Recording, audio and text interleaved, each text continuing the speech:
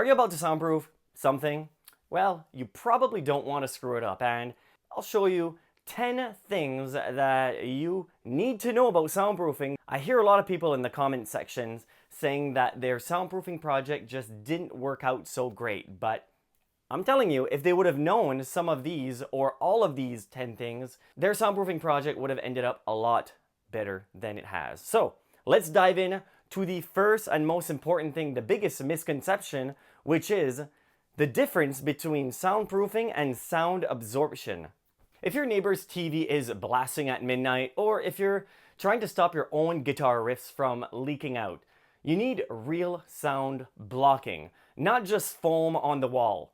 Don't get me wrong, foam panels are awesome for cutting down on echoes inside a room, but if you want to keep noise from traveling through the wall or doors, you need something way more robust.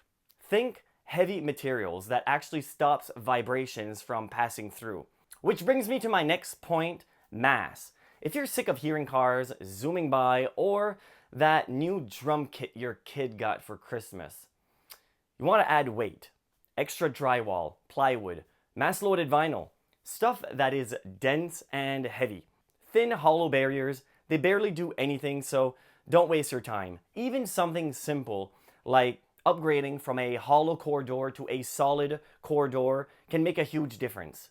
Yeah, it costs more or might be a bit of a hassle to install, but trust me, it's worth it if you value some peace and quiet.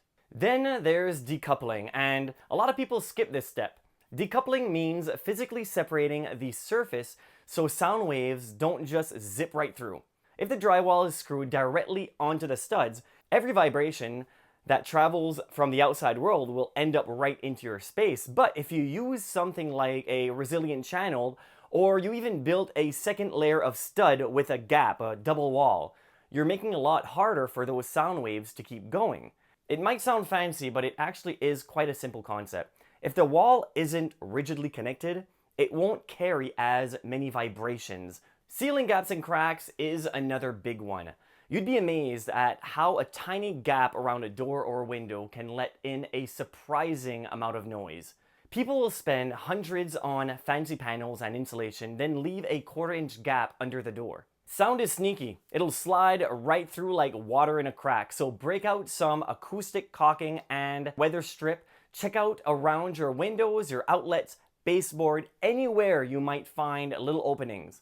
It's not the prettiest or most exciting job, but it is absolutely crucial if you want that sound to stay on the other side of that wall. A lot of folks also don't realize the difference between impact noise and airborne noise. If you're hearing thumps and bangs from above, that's impact noise, meaning it's traveling through the structure, like footsteps or a drop to objects from above. Airborne noise is your typical talking, music, traffic, stuff that travels through the air. If you're dealing with impact noise, a bunch of acoustic panels on the wall isn't going to help. You might need some kind of underlayment or cushioned layer to soak up some of those hits. Figure out which type of noise you're dealing with first and then go after the right fix. Airborne noise, the noise traveling through the air, mass is going to block those sound waves.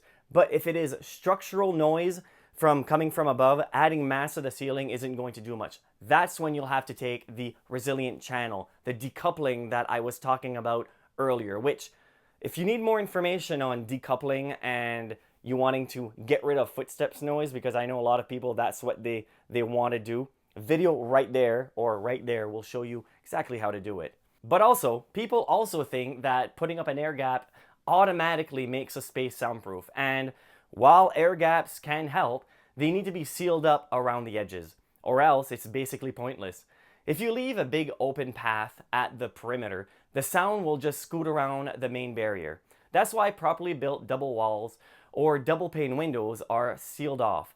They're not just two sheets of something with empty space between. They're airtight cavities so sound cannot escape.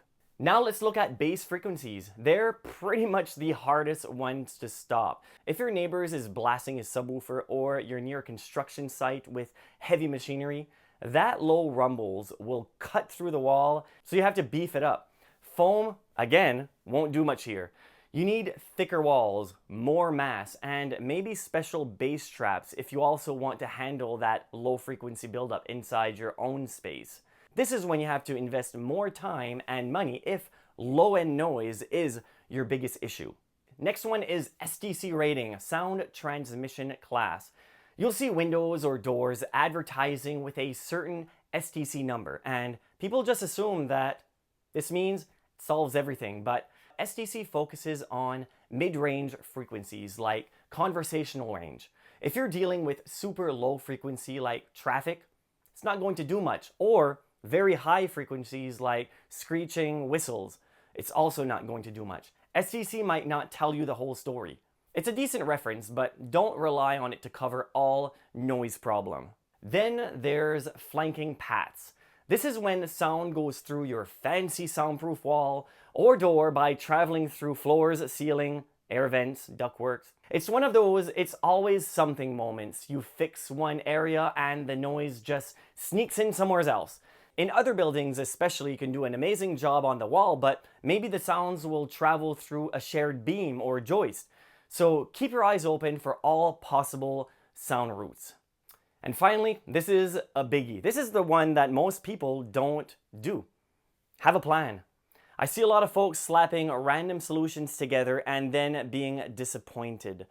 Figuring out exactly where the noise is coming from or where you need it to stay, and then look at what helps the most. Is it the door, the window, the ceiling? If you can only do one thing, make it the weakest link in the chain so you get the most bang for your buck. And remember, even dropping the noise by a few decibels can make a difference. Why? Because if you just drop the decibel amount by, let's say 3, you're dropping the amount of energy those sound waves has in half. If you go all the way to 10 decibel reduction, you're dropping the noise by half of what your ears can perceive. So remember that every 10 decibels, you're essentially reducing the noise by half. So obviously every little bit helps.